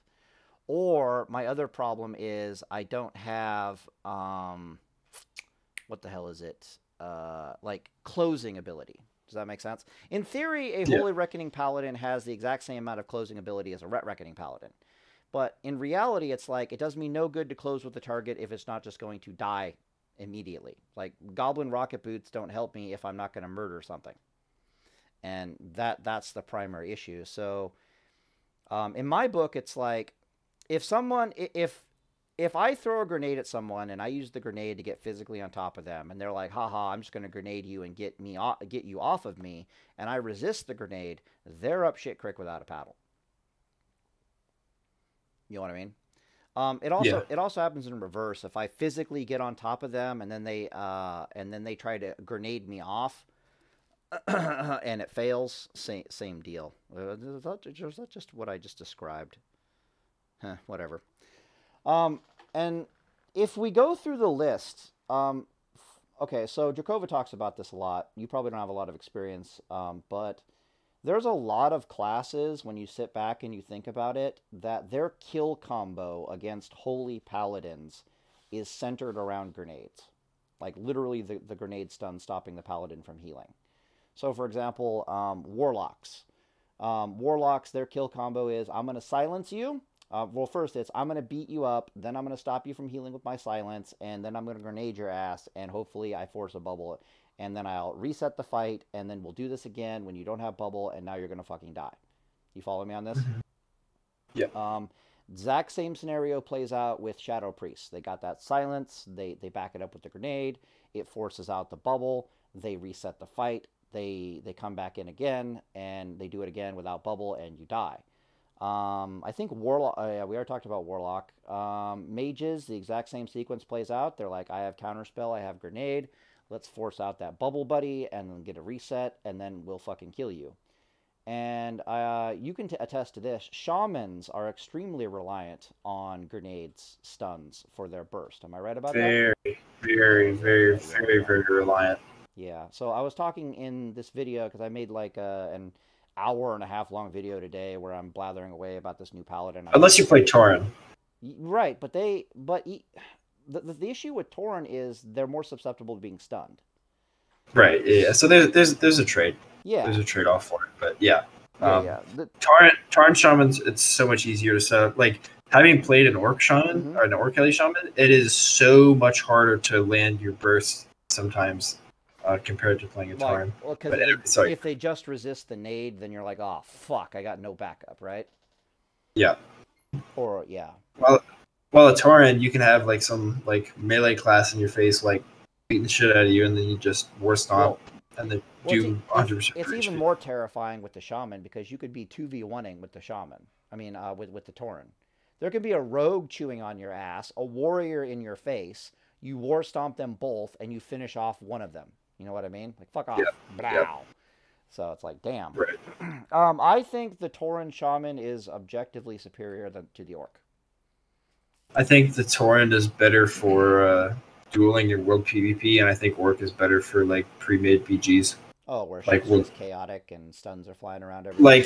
Like big team fights and stuff. For solo play, Tauren. For team play, Orc. Why Orc specifically? Because your team is peeling for you a lot more, and your teams can be fighting. Like, you're ideally not going to be, like, in someone's face fighting them. Is it damage from Bloodlust or? Bloodlust? No, it has nothing to do with that. It's what's the word I'm looking for? In a big team fight, you usually are not. If you're not being focused, then you can kind of just sit back and free cast, so you don't have to worry about stunning them to guarantee your damage. And if they are focusing you, your team is peeling for you to get them off you, so you don't really. I get that you're like a Destro Lock, you're like a mobile turret of death, but I'm curious why Orc is better than Tauren under those circumstances. Because there's, like, in a big chaotic team fight, there's, like, stuns and all this other shit flying around. Okay. So, like, resisting a Pally Hodge can, like, you know. Hodge is like infinite amount of grenades flying all over the place. Jesus fucking Christ. Yeah, like Hodge, grenades. Like, you're trying to heal and 3 grenades just come your way, and it's like, Jesus, let me heal. Come on, guys. Yeah, like a warrior charges you, you just resist it and keep running. Yeah, stuff like that. Okay, that makes sense. So yeah, I think for solo play, Tauren, and for team play, you go Orc. But yeah, anyway. But no, I've fought Taurens. It seems so much easier for them to deal with life, especially against Paladin. It is. Versus a Paladin, your problem as a Shaman is it's like, okay, I can force out the bubble, but how do I kill him after I get the fucking bubble, right? Like that's the dilemma. For a Tauren Shaman, he's like, well, I grenade him, and then that gets bubble, and then I fucking War Stomp him, and I blow his ass up. The end. Yeah, I had a hard time fighting Paladins on my Orc Shaman. I pretty much had to, like, rely on, like, resisting Hodge or, like, grounding Hodge. Because, yeah, it was like, alright, I need them. I cast that little mastery, start charging, or start casting Chain Lightning, and then they bubble right before I cast. And it's like, oh, well, shit, fuck me, I guess. So it's like nade for bubble, and this is good. Nade for bubble is legit trade. Well, technically, you lost Elemental Mastery and you traded nade for bubble, but it's still a legit trade. The problem is, how the fuck do you kill them when you don't have grenade? I actually have another clip that I need to show you. This is actually a clip of me playing like an idiot and falling into the trap of an Ellie Shaman. Ooh. But most people didn't notice it because I was, like, beating his ass in this video. So in this same video, I am dueling a rank 13 Shaman, and let me see if I can find it. Yeah. Okay. This right here. Okay. Watch what he does. You see that? No, it's a little blurry for me. What's going on? So you see how he's got his hand up and there's that fiery thing around him? It's a reflector, you think? No, that's the animation for Elemental Mastery. Okay. But that's also the animation for Flame Tongue Weapon. Huh. Alright. So I wasn't paying attention, and because I have like buffs and debuffs on nameplates turned on, I just wasn't thinking, and I didn't see it up. I just saw the animation. I was like, oh, he popped Ellie Mastery, but this guy's a very, very, very good shaman. Very smart player. You tell me he's about to use Flame Tongue on your ass. He popped Flame Tongue to try and trick me into thinking he popped Elemental Mastery. Oh, you piece of shit! You dirty boy! Yeah, and so So he War Stomp Chain Lightnings here, and Yeah. I'm like, shit, I just saw him pop, EM, so I bubble it. But that's me. I fell for his trap. That is a very, very sneaky thing I've seen shamans do. I've done it myself. But. That's really nice. I like it. And then later on in the duel, yeah. Wait, let me see if I can find it. See, that shit never works on me because I have no fucking clue when they pop Elemental Mastery. And I was so confused because here he pops it. He actually pops it, and he has the buff up. And I was like, "What? How did he have it twice?" Yeah, and I have no bubble, and he just blasts me for if you go back and watch him, I think when Elemental Mastery is activated, they have lightning in their hands, whereas the Flame Tongue is fucking fire in their hands. That here, I also Frost Reflected the Frost Shock because I'm a gamer. But where is it? I think that was just because he was recasting because Elemental Mastery is not on global cooldown, if I remember correctly. Right, so he's refreshing Lightning Shield as he's. Okay. Yeah, Flame Tongue Weapon and Elemental Mastery literally have the same animation. They are completely identical. Huh. So he literally you see his damage here. He doesn't even need to stun me. He just does so much damage. But he also just kills himself because of Eye for an Eye, and he just gave me 2 Reckoning stacks. No, that was genius. So I just killed him. Yeah, it was a smart play. I mean, it came back to bite him because I instantly did 50% of his health off of that. But yeah, shamans will do tricky stuff like that. The shaman didn't lose there because of any line of play or anything he did dumb. He simply lost because you passed the damn gear check. Yeah, you had enough HP that his full combo done twice, you're still gonna live and you're gonna clap his ass out of existence. Tell me I'm wrong. Yeah, no, I barely. I mean, I only had 891. If you hadn't reflected that Frost Shock, though, it might be a different story. True. Frost Shock does actually. I think it actually does the most damage of all the shocks. At least burst damage. Flame Shock might do more over time, but as far as I know, it does more than Earth Shock. Yeah, I think it slaps for 8 hundo, and Earth Shock slaps for little less, 700 or some shit like that. I don't know. Yeah, I didn't have Burrow Shell in this clip. Yeah. Because I didn't have it yet. And I didn't have AGM, so I didn't have a damage absorb trinket. So I was like, fuck it, dude. I'm gonna run Frost Reflector for when I think he's gonna Frost Shock. That's fucking funny. Oh, look at that. He immediately Frost Shocks himself. Funny. And he messaged me after. He's like, "How the fuck did you reflect Frost?" This is forbidden tech, man. This is very. You don't see this very often, but this is not bad. He's doing weird shit. You're doing weird shit. Wait, the thing, yeah, you're right. You know exactly when it's gonna Frost Shock. It's very. It's very tricky. It's very tricky to pull off, but it's actually pretty. It's pretty nice because when he's got Earthbind down, if you freed him yourself, he's gonna purge it. He's just trying to run away and get distance. Yep. He Frost Shocks you. You reflect it back. You stay on top of him. Yeah, so Frost Reflector is. It's not Frost Reflector is not a bad idea against shaman. Yeah, you're right. I didn't think about that. It's totally not a secret when they're going to Frost Shock you. The only time it wouldn't work is if you're fighting a less skilled shaman and he just doesn't know he needs to be Frost Shocking right now as opposed to Earth Shocking. But even then, you're kind of happy. You're like, okay, dude, whatever. Let me just cut you up a little bit here. Because literally, this Frost Shock is coming out over an Earth Shock purely because he doesn't want to take an extra auto attack or two. Simple as that. Get that distance, get away. Yeah, okay, I like it.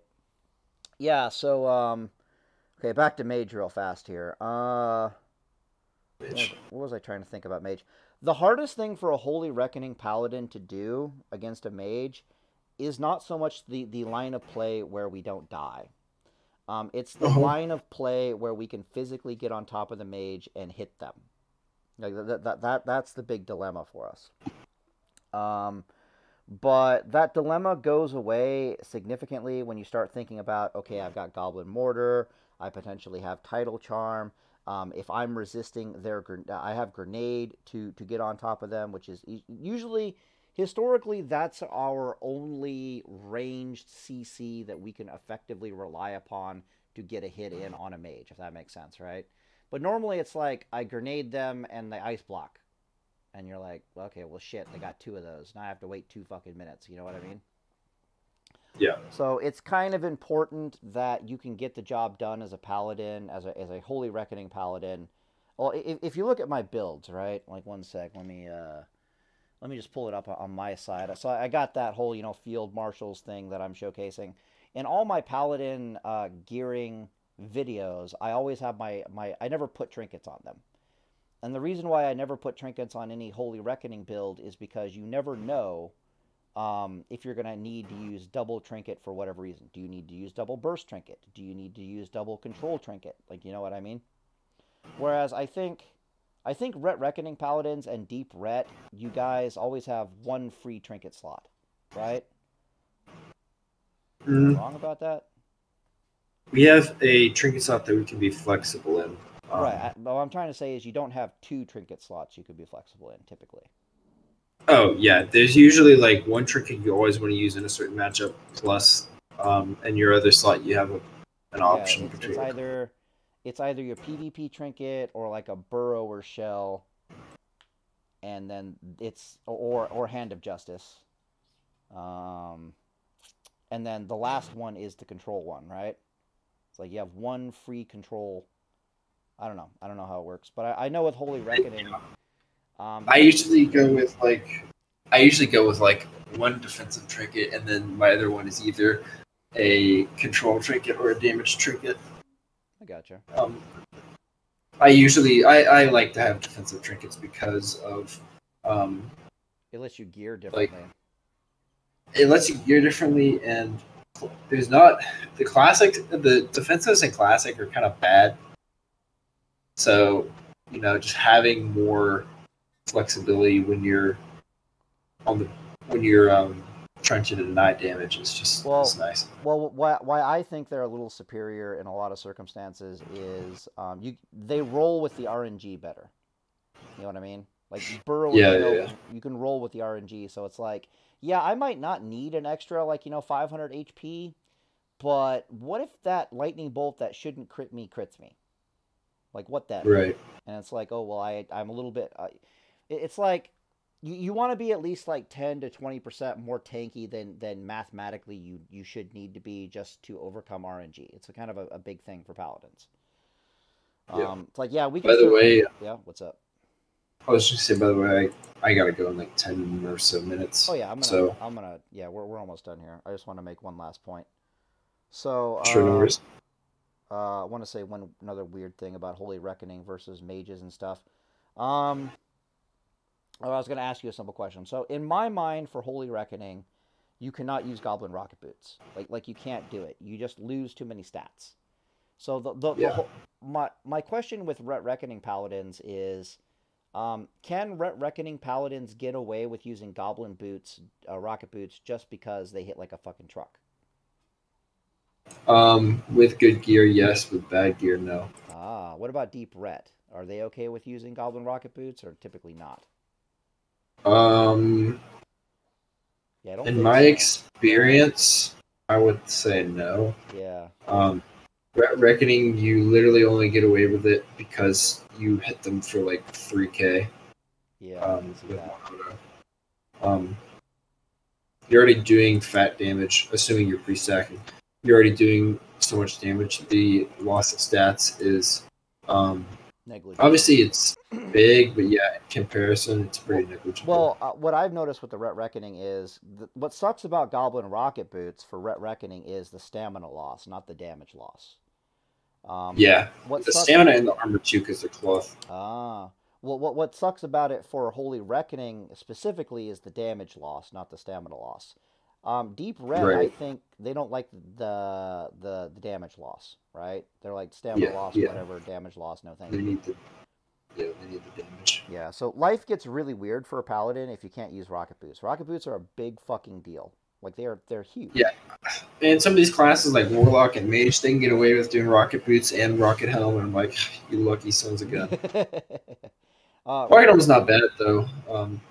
in comparison, because I mean it's got stamina, and if you get a ZG enchant on it, like I did, it's pretty good. I think Rocket Helm is borderline BIS for deep ret, like control ret. Oh Jesus Christ, where you actually need it's pretty good. Those extra. If you have good gear, it's pretty good. Obviously though, like in a duel, if you use Rocket Helm, people are gonna call you a douchebag. Why? But in World PvP, it's generally taboo to use Rocket Helms in duels. I never use it, so I World PvP, I have, and people have gotten mad, so I've just come to and duels. Okay, in duels, I'm like, what? Oh no! In duels, people are like, yo, really, that's not cool. I'm like, all right. Right, but in reverse, if someone's using a Rocket Helm on you as a Paladin, do you ever bitch? I mean, the only thing I ever bitch about is potions in duels. Really? Well, yeah, that's just because I'm usually pretty honorable, and I'm a gentleman. I will never pop a potion in a duel, no matter what. I think it's just I don't want to waste my consumes for a duel, and B, I can see that. What about Whipper Root? Whipper Root, not in a duel, nah, not really. Some people have said that I'm like weird for using nades in a duel, but nades are so cheap. Yeah, that's so dumb. Yeah, people are that's a bit much, but don't use the thing that everybody uses in PvP. Yeah, sure, no problem. Maybe it's because I've like done so many dueling tournaments that I'm just kind of used to like the dueling rules, like engineering, like edgy no pot. But so let me ask you a question. So if I was hosting a dueling tournament, I would literally say anything goes. Have at it. Do you think that's bad for duels? You want to use rocket? I personally don't care. I personally don't care. I know for a fact that there are people that will care. Right, but my question I think in a no holds barred dueling circumstance, the game is still pretty fucking fair. Yeah, I mean, I think it's pretty fair. Also, if you were to do that, you would need to let people know that they can't wait for cooldowns. Yeah, totally. Obviously. Yeah. Like, but yeah. Well, like they did in the cup tournament or whatever, where they were like, just go. Drink the thing about dueling, as opposed to World PvP, is that in World PvP, it's the unknown, like you don't know what's coming. While in a duel, you know what's coming. Like like the rogue is like, all right, I'm dueling a paladin. Let me get my FAP ready, and like I'll just immediately FAP stamina gear, so I don't get obliterated by a single wreck bomb. You know, all that stuff. Yeah. Yeah, dueling and World PvP, I feel for me personally, they are completely different. Aspects of the game. I completely agree. They can be very similar, however. There are like a lot of the tactics can carry over. It's just some of the specifics. Often in World PvP, if you're getting jumped by a rogue, there's almost no difference than if you were dueling a rogue. The only difference is he got to pick his gear to fight you. You may not have gotten to pick your gear to fight him. Like, for example, in duels, I'll usually play more conservatively, while in World PvP, I'll usually play more aggressive. Because you have a pre-charge. Because I have pre-charge, I can pop potions, I can rocket helm, I can basically do whatever I want without any. I can lay on hands, I can pretty much do anything with no social repercussions. While in a duel, I kind of have to play smarter because social repercussions. Yeah, I don't want people to slash spit on me because I popped the health pot. Well, what I find really weird is I was dueling Horde outside of Ogremar on Faralina, and they would use health potions and I would use health potions, but it makes perfect sense under those circumstances because it's like when Horde and Paladins are fighting each other, it's almost never a duel. You know what I mean? So there's no reason for Horde to practice without the full arsenal against a Paladin, or there's no reason for me not to practice against the Horde without my full arsenal. Yeah, that's actually true. Like, I remember when I used to go to Orgrimmar all the time, I became really good friends with the Horde on a server. When I used to go to Orgrimmar all the time, they would say, like, hey, like, let's not slash duel, like, let's duel, like, let's just 1v1 with, like, no duel range, like, World PvP Oh, rules. that gets fun real fast. Especially it's usually the fucking hunters that request that, but sure, why not? Yeah. Oh my gosh, I had this one mage. I think he might be the only mage in Classic that I fought that I never beat in a 1v1 because every time we fought, at least in 1v1, every time we fought, he never wanted to duel, and he would always want to do just like a world PvP 1v1. Yeah. Like he didn't want the duel range, and he would just run away. He would literally just hold the W key and just kite me. Yeah. One time he literally kited me across half the barons, and I was like, all right, well, I'm going home. This is stupid. Yeah. I was about to bring like he could. Yeah. I was just gonna say he couldn't kill me, but me catching him was hopeless. Yeah, I was about to say that. So, but at the very beginning of the Mage versus Paladin video, what I wanted to ask you was a simple question, and my observation basically goes like this: the more respect, I feel like the more respect the Mage is having for the Paladin, meaning he's terrified of ever getting hit by the Paladin, right? The more the Mage is terrified of ever getting physically hit by the Paladin, the harder it's going to be for you as a Paladin to ever kill him. You know what I mean? Yeah. And consequently, because of the mage, the higher the mage is going to have. Look, a mage never has to fight a paladin in World PvP. Yes. But anytime a mage actively fights a paladin in World PvP, he is taking a fight that he does not ever have to take. Yep. You can literally, if you are a mage, if you get ganked by a paladin, you can literally walk away and just pretend you can literally you can just slash blink, RP walk away, honestly. Just blink the Hodge and hold the W key and just pretend, just go about your business. You never have to fight. If you ever have respect, like the most respect as you can have for a paladin as a mage is just not fighting paladins. No, I agree. Like just avoid paladins. Like you can kill them, but you're literally just wasting your time when you can literally just hold the W key and just avoid them. That's what I always found funny about fighting mages back in the day was it's basically like, how do I put this? So the scariest mages in PvP are the ones that are just hovering at max range and hitting you with spells and just waiting for the perfect RNG. You know what I mean? They're just waiting for everything to come up crits. And then they force out your bubble, and then they reset. And then they come back in, they're like, okay, am I going to get a good lay again a second time around? And that's when they try to kill you. Now, that whole process can take like 8 minutes. That could be 8 fucking minutes for RNG to come their way. But I can't kill them. I can't stop them. I can't run from them. I can't do anything. The only thing I can do as a paladin is find the nearest piece of LOS terrain and start running towards it. But that's fine. Or, find my goddamn goblin rocket boots and hope he's not using goblin rocket boots. Okay, so quick question. What if they're using goblin rocket boots? How's that pan out? The mage? Yeah. Then you just have to find the nearest LOS and press the W key towards it. Yeah, run for LOS or use a reflector, try to slow him. Oh, yeah, you're right. That would work. You could probably get a Goblin Mortar off on them, I think. That would force out an ice bomb immediately. I mean, you could get a nade. I mean, you could nade. Nade, mortar, force a blink. Tidal Charm. Yeah, so long as you have, like, range stun abilities, you should be okay. It's definitely harder, but it's not impossible. What I've always noticed is 9 times out of 10, when they have rocket boots, they pop them prematurely. They just pop them anticipatorially, and it's like, what are you doing? It's like, okay, I'll just wait for your rocket boots to wear off, then I'll pop mine. Are you stupid?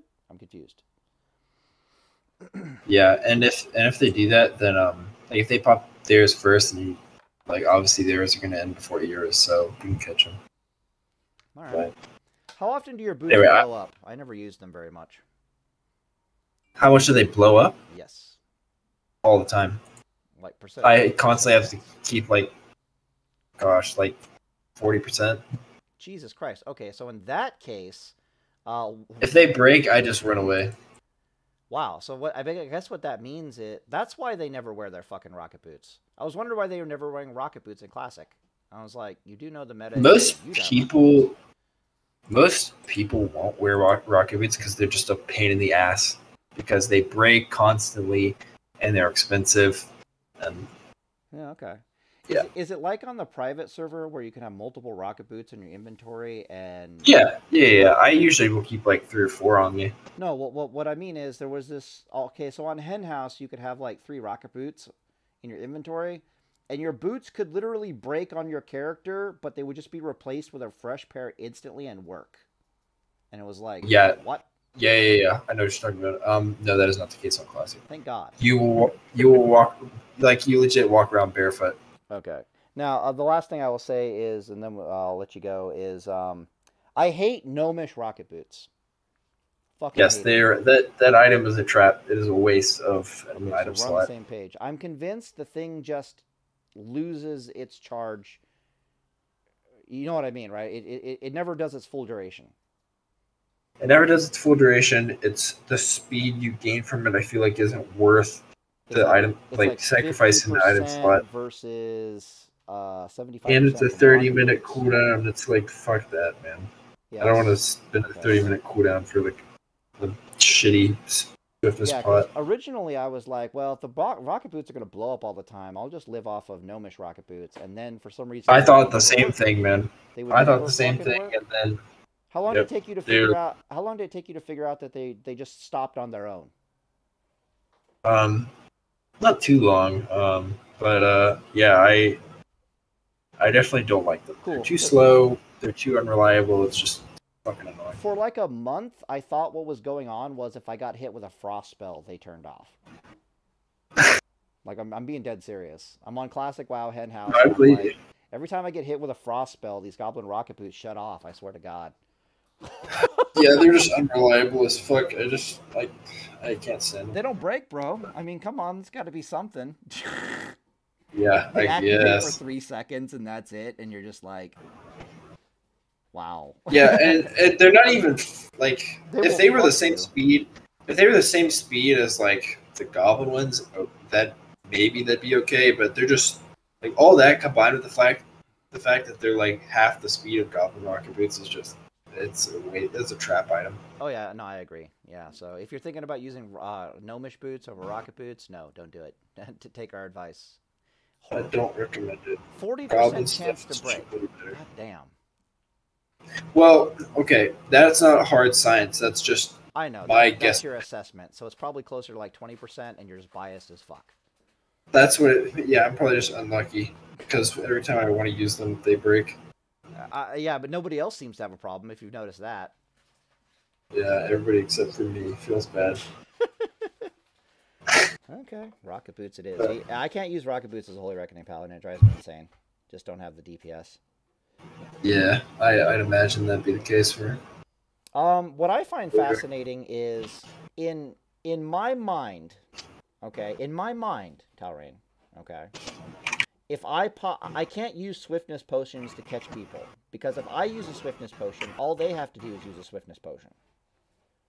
But that's never but who carries But that potions? Never happens.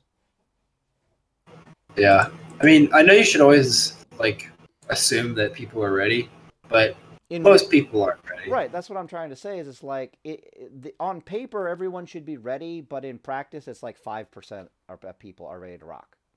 Yeah, I mean, you should have a plan ready for when you encounter those people that are just as sweaty as you. But generally speaking, man, if you pop a swiftness pot in PvP, you're gonna catch that motherfucker. He's not gonna.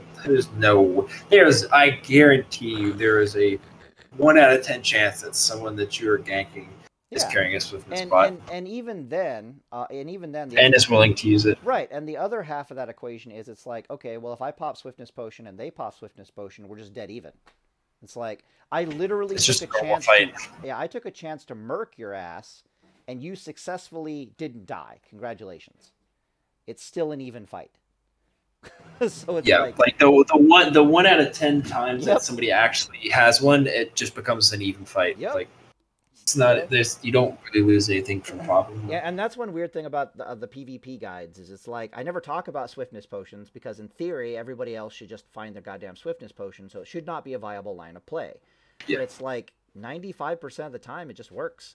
Right. You say 10% of the time, but what I've noticed is how often do these bastards find their swiftness potion, but they're slow on the draw? It's like, too slow, Hodge range. Boom, gotcha. Most people won't have it even bound. Like, they'll have them, but they won't even have it bound, so they won't have it ready to go. Oh yeah, or they use it so rarely they're just like, "Where's my mouse?" They're like, "Oh crap!" They time to open my bags, find it, click it. Yep. I always find that funny as hell. It's usually the hunters who are ready to rock with the swiftness potion, almost exclusively. True. They are always ready. But it makes sense with them. Like, they're the one class that is like, well, the paladin pops a swiftness potion, then I'm fucked, so I better. All right, man. I'll let you go. I gotta. Thank you. It was good talking to you, man. Yeah, man. Take it easy. All right, ladies and gentlemen. So maybe I want to describe this thing that I was talking about earlier here. So we got a mage here. We got the paladin here. So this is your Holy Reckoning type scenario. So I went through the line of play pretty quickly on Holy Reckoning Paladin, but basically you stay at max range from the mage, and the mage is casting frostbolts on you constantly, right? So you're constantly like blow, blow, blow. So you're holy lighting over here, and he's frostbolting you over here, and the mage's trigger for counterspelling you is going to be 2 frostbolt crits back to back. So you'll like heal to full. You'll get smacked with a frostbolt critical hit. You'll be like, "Ow, that fucking hurts." You'll be going in on another holy light. You might even just straight up freedom yourself right then and there. You'll be going in on another holy light to heal yourself. Some mages like to put the frostbolt in midair. Let's see if I can get some graphics going here, right?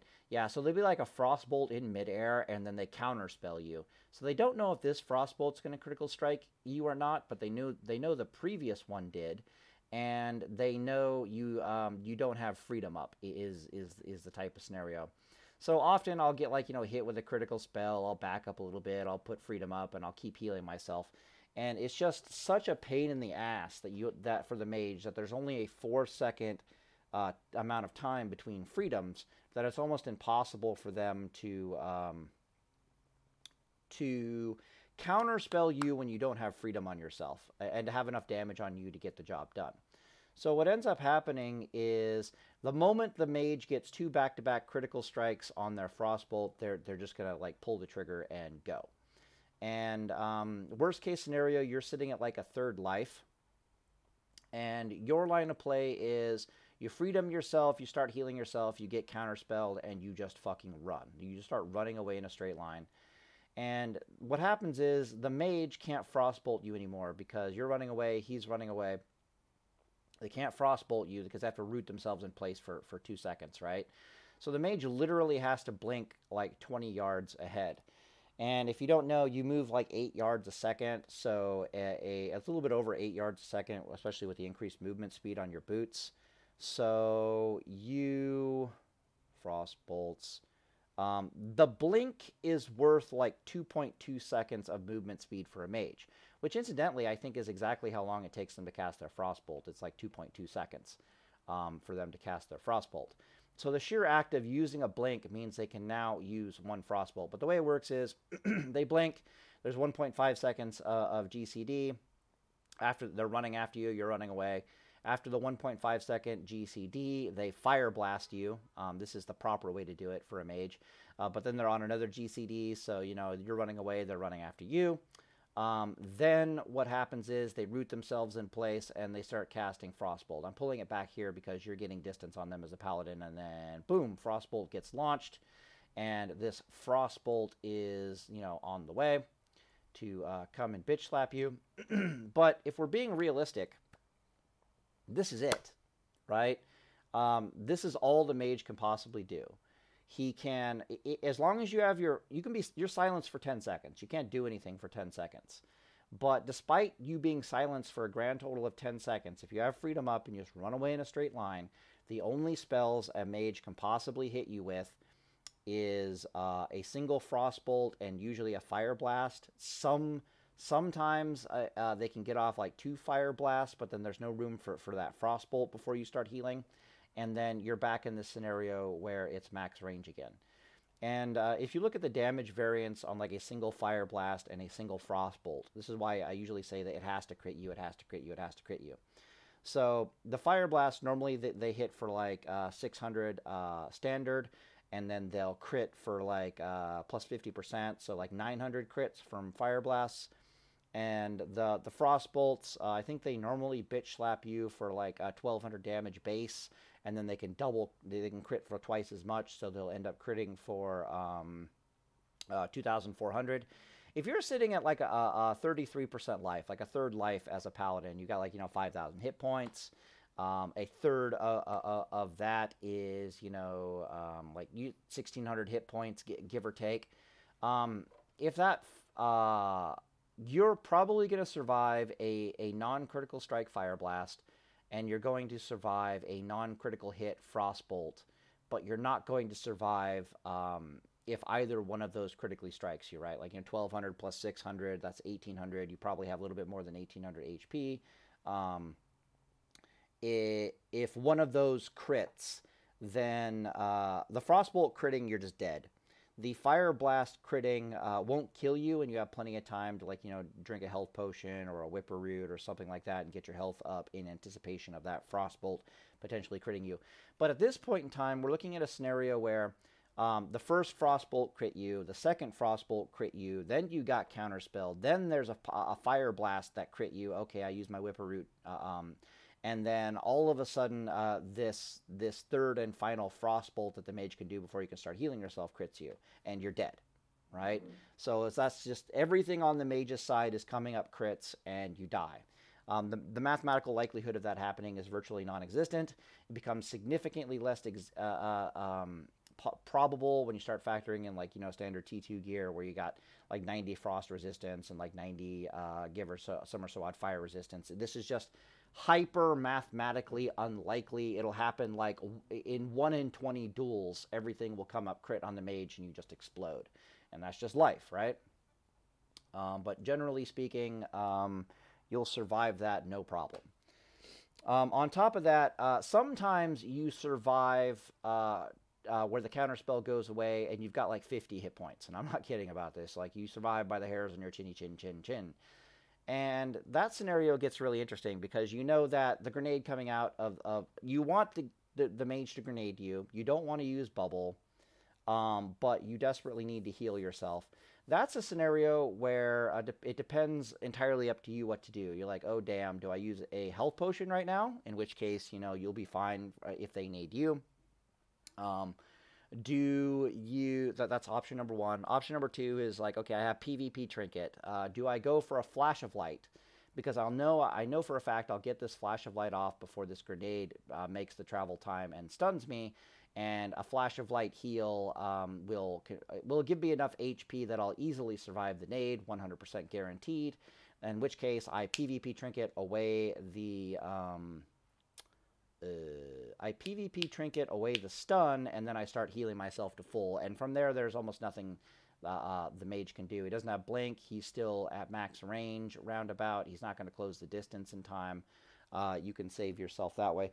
The point is that there's this long sequence of events that transpires where you get to see the lay of the RNG coming down, right? You get to see, is everything coming up crits? You get to see if you're getting stunned. You get to see if this is happening or if that is happening. So the one deadly event is that second Frostbolt critting you. It should also be noted that this sequence of events really happens when becomes deadly when the second Frostbolt crits you. The vast majority of mages in the sequence is they're casting Frostbolts, I think, every like 2.2 seconds. Maybe it's 2 seconds, I can't remember. And then you're holy lighting yourself every like 2.5 seconds, and the Frostbolts and the holy lights are canceling each other out almost 1 for 1. And often what will happen is the Frostbolt comes in, it hits you, it crits you, and then the second Frostbolt is in the air. You don't know if it's going to crit, the mage doesn't know if it's going to crit, but the mage just, like, counterspells you anyway. And then you as the Paladin, you're like, oh, I got crit, time to freedom myself. So you'll like freedom yourself, you'll run away for like 1.5 seconds, and then you'll root yourself in place, and you'll start healing again. this Frostbolt's in the air, you don't know if it's going to crit or not. If this Frostbolt in the air does not crit you, you have more than enough HP to survive the subsequent sequence of events. Its life only becomes dangerous when that second Frostbolt crits you. And that's why I always talk about the scenario being these 2 Frostbolts are critting you. Often really experienced mages, like if they'll counterspell you, and if that Frostbolt in the air does not crit you, they just won't follow up. Like, they won't bother to waste their mana.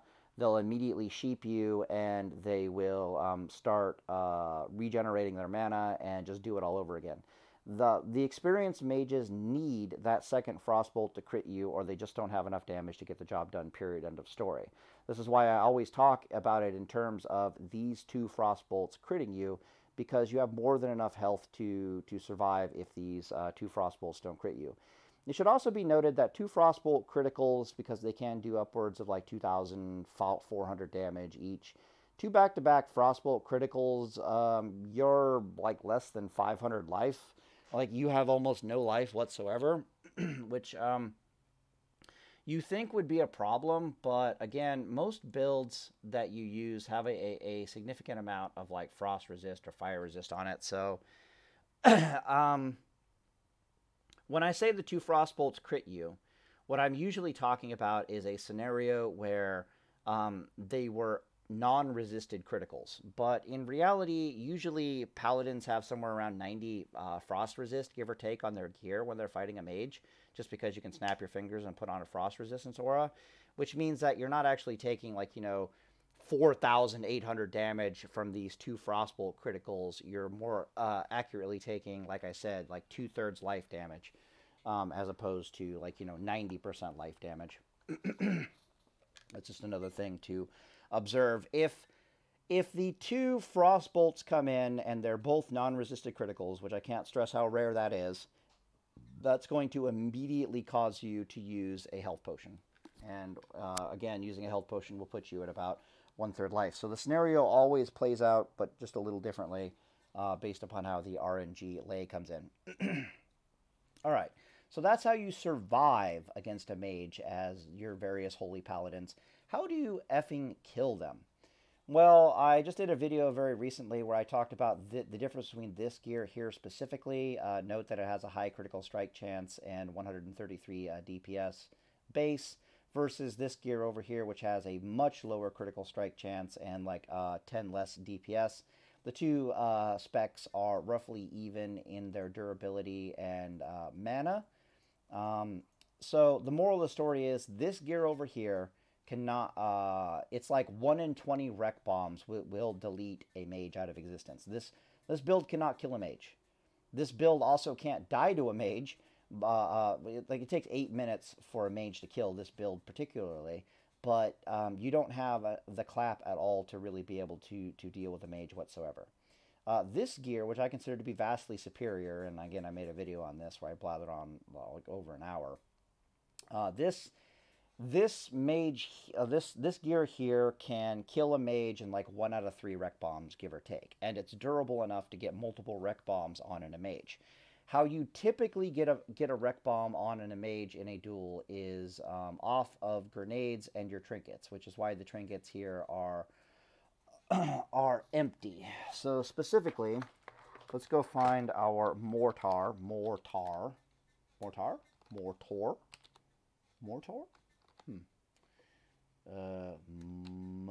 More.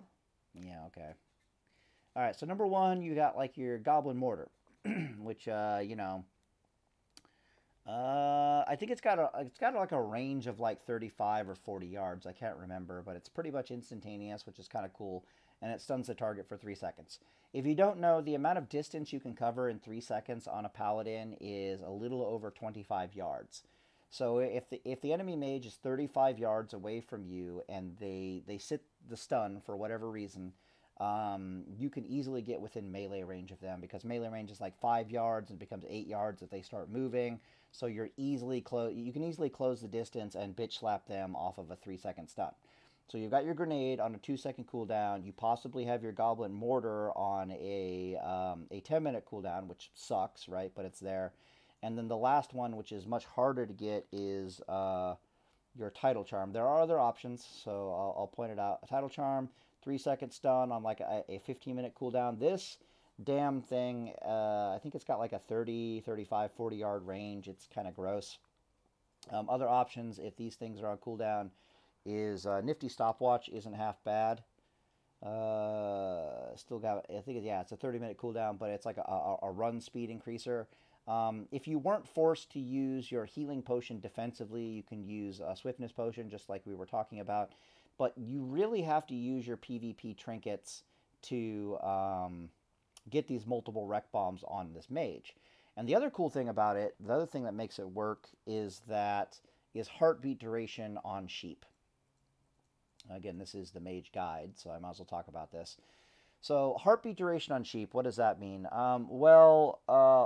When you're sapped or incapacitated or sheeped or whatever, it works also for, I think, heartbeat is also a thing in blind, I think it is. Like every second that goes by in the game, okay? The game checks I think it's every second, or maybe like every 2 seconds, I don't know. It's like every second the game is checking to see if you just come out of this CC for no fucking reason whatsoever. Like the CC says it lasts 30 seconds, or the CC says it lasts 10 seconds. A heartbeat duration just means that you have a chance, you have an escalating probability of a chance to come out of that CC for no reason whatsoever. So that's why the sheep sometimes just lasts almost it's like 10 seconds rather than 30 seconds for seemingly no reason. The Goblin Rocket Helm, you come out of it early for seemingly no reason. Blind wears off early for seemingly no reason. That's the heartbeat duration. And the difference between a really good mage fighting a paladin and every other mage fighting a paladin is typically how they're managing heartbeat duration. So, for example, when I'm fighting like a Venruki or like the best possible mage, they're even though the sheep lasts for like 30 seconds, they're refreshing it every 20 seconds on you. And the reason why they're refreshing it every 20 seconds is because they don't want you popping out of heartbeat duration early. Because if you do pop out of heartbeat duration early, you can swap into whatever gear you want instantaneously. They get like you can just be spamming the gear you want on your character, right? Like gear swap, gear swap, gear swap, gear swap. And if heartbeat duration goes off, you'll gear swap. They fire blast you to put you in combat, so you can't gear swap too late. Where that really comes into play is with your PvP trinkets, right? Because it's not just that you're going to use Goblin Mortar and Nifty Stopwatch, or you're going to use your PvP trinket and you're going to use Title Charm, or you're going to use additional blow your ass up trinkets like Bomb Dispenser. Yeah, here's the thing.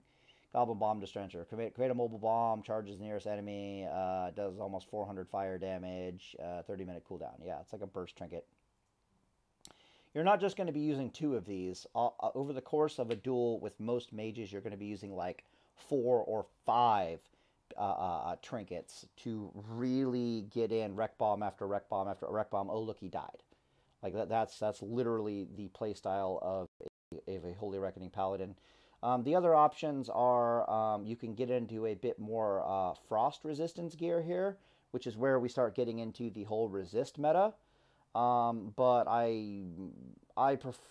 the more frost gear you put on your character, the less chance the harder it is to blow them up out of existence. So it's like, well, do I want to survive and not die versus this spellcaster, or do I just want to straight up murk them? You know what I mean? So that's how it is for me. You can also use rocket boots here.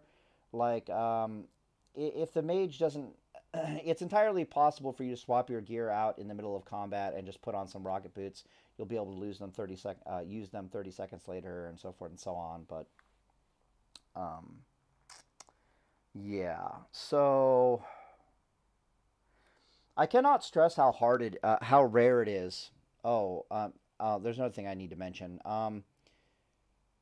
For those who don't know, your rec bomb needs to do roughly 5,000 damage to its target in less than a second in order for you to delete a mage out of existence.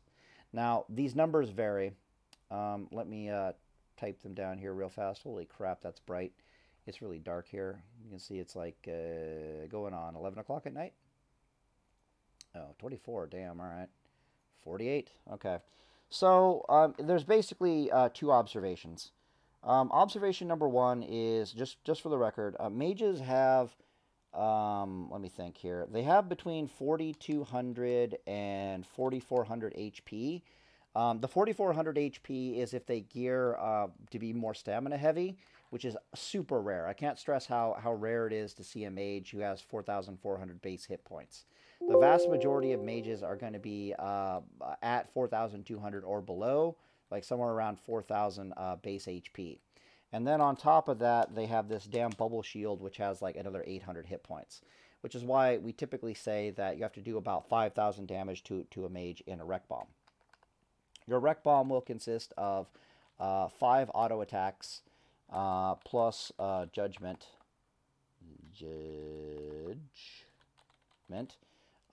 plus seal damage, and I think that's about it. And then you have to also factor in blessing, like a blessing of kings or something like that, right? The only way to increase this damage from here in your wreck bomb is through burst trinkets. Some paladins can not only need... Okay, the problem with Holy Reckoning paladins for a long time, and a lot of paladins in general, is that I need these fucking trinkets to close with the mage so I can bitch slap him, right? So I can put the wreck bomb on him. But at the same time, if my wreck bomb is not powerful enough to kill him, I need these trinkets to be burst trinkets, not I can catch you and put a wreck bomb on you trinkets. So hence is the dilemma, which is why I'm really interested in that this thing has enough stats and enough damage that I don't have to worry about burst trinkets. But burst trinkets is very possible. Typically, burst trinkets will look like... burst trinkets become much more needed when you're trying to blow up other classes, like rogues, for example. One of the more common burst trinkets that's not half bad is Rammstein bolts. Yeah, it's like 200 damage, I think. Yeah, harness the power of lightning to strike down all enemies around you for 200 nature damage. Okay, cool. It's got a 5-minute cooldown. It's actually really hard to get a better burst trinket than this one in the game on a paladin. Like, the only real burst trinkets are the damn Rammstein bolts. There's the 6 demon bag, which has 100% spell power ratio. So if you have like 200 spell power, it'll hit for like 3. It's like, it does like 100 damage base, and then it has like 100 spell power ratio, right? So this thing's not bad, but again, it's on a 30-minute cooldown. It's got some range behind it, which is kind of nice. So that's the only other burst. We talked about the Goblin. Let's just type bomb dispenser. This is probably the best burst trinket in the entire game, outside of, like, Nax or something like that, or AQ40. 30-minute cooldown, does, like, 350 average fire damage. If you're physically on top of your target, this thing is just basically instantaneous. Goblin Mortar is almost universally considered to be one of the best. Yeah, okay, there we go. It's got a 10-minute cooldown, which sucks, but it does massive amounts of damage, and it stuns the target. It's virtually instantaneous. This is your go-to burst / CC trinket. This thing is absolutely amazing. There aren't many other burst trinkets. I can't really stress this enough. Then there's burst trinket combos. Like our 6 demon bag here can be paired with Hero, or I want Zand. Zand? Yeah, the Zandalari Hero. Nah. New. Spell power 1. Yeah. So you can combine like Hero Charm with 6 demon bag, for example, but again, you're not getting much more damage than with the Rammstein bolts, right? But it's just worth noting that you can pair all kinds of things together and so forth and so on. But 9 times out of 10, you're going to have to use these trinkets to close with a target, especially as a Holy Reckoning Paladin. What else is there to talk about? Grenades versus mages, what mages can do, what mages can't do. We're talking about trying to burst a mage out of existence. Right, I was going to point out that One fascinating thing about killing mages in a burst is if you can burst down a mage, if your paladin is somehow generating enough damage in its rec bomb that it can start killing mages, like not like 100% chance, but like, you know, 1 in 2, 1 in 3 chance to kill a mage, that you have a powerful enough rec bomb that you can delete just about anything out of anything out of existence that you could otherwise delete. Like rogues will die horribly to that. Most other clothies, like priests, will die horribly to a rec bomb like that. Warlocks have the potential, depending on what pet they have out, to die horribly to that. Shamans and warriors will get absolutely, not deleted, but they'll be sub 2/3 life from that kind of a rec bomb. Like, that is a clap. Like, you have to get, it takes a lot of damage to, the reason for that is very simple. So, against every other class, because a mage can just ice block on command, right? Against every other class, you usually can stun them with your Hodge for a bit longer, and then add a grenade to that. So your Hodge is an extra, like, 6 seconds, and then the grenade is, like, an extra 1.5 seconds. And so, in theory, you're able to stun the target for 7.5 seconds in total. And then if we go over here and we look at our Hand of Rag swing timer, it's like, oh, okay, well, 2 Hand of Rag attacks in 6 seconds and 7.4 seconds. So you can see that I can stun the target for 7.5 seconds, and I can get 2 attacks in 7.4 seconds, right? So you get to add an extra 2 auto attacks to this whole equation. So, yeah. So, since everybody else and their dog is taking +2 auto attacks in the rec bomb, you can see that, moral of the story is that mages are one of the hardest things for a Reckoning Paladin to, or any Paladin, to delete out of existence in the game, because they got the damn ice blocks and then all that stuff. Yeah, so, back to the drawing board. Again, I made a video on this gear versus this other gear over here. This Paladin cannot delete mages out of existence. He can survive for like 8 minutes. Does not muster enough burst damage to kill mages, and cannot muster enough burst damage to kill rogues. He'll kill rogues like 1 in 4, 1 in 5 rec bombs, but that's not really acceptable against a rogue. This Paladin, by comparison, he will survive against a mage for 5 minutes before he runs out of mana and dies. But he can clap a mage, like 1 out of 3 of his rec bombs is going to delete a mage. It'll get even worse if you're using things like Goblin Mortar and other little trinkets that add a little bit of damage to the equation. In which case, the math is just like a 1 in 2 rec bomb, and the mage is just gone. This thing will also delete rogues, and it will tear apart just about anything else in the game. I've been showing this to Drakova, I've been showing this to Telreyne, and we're kind of... I am in love with this Paladin build right here, but Telreyne's a little sold on it. I'm not sure Drakova is 100% sold on it, but I think this thing is a beast. I think this thing is amazing, which is what prompted me to make this mage video in the first damn place. Because I'm like, hey, this is actually a Paladin build that isn't a Reckoning Paladin that can probably delete mages out of existence. It's a little bit of a different playstyle because you need to get multiple rec bombs in on the mage, but you have the durability to do so, and so forth and so on. So yeah, so moral of the story is Reckoning Paladin, we talked about it, you run at them with Goblin Boots. 9 times out of 10, they're not going to have Goblin Boots. If they do have Goblin Boots, pop a Swiftness Potion, because 9 times out of 10, they won't have a Swiftness Potion. You'd be utterly shocked at how often people have Rocket Boots on but don't have a Swiftness Potion. It is absolutely fucking hilarious, and you just end up cutting them to pieces anyways. But, yeah. So anyways, I'm going to leave the video here. Hopefully this was a little helpful for dealing with mages. Just know that there is a resist meta that you can mess around with that relies off of heartbeat duration. Also realize that you can gear swap like a motherfucker on most mages. Due to heart beat duration. It's not really an aspect of Reckoning gameplay. It's a little bit of an aspect of deep ret gameplay. But it's not part of Ret Reckoning because they're kind of all in on their hit points and they don't really heal at all. But a Holy Reckoning Paladin is going to be around there for a while, so feel free to gear swap on these guys all over the place. Anyways, I'm going to end the video here, and day is full, boys.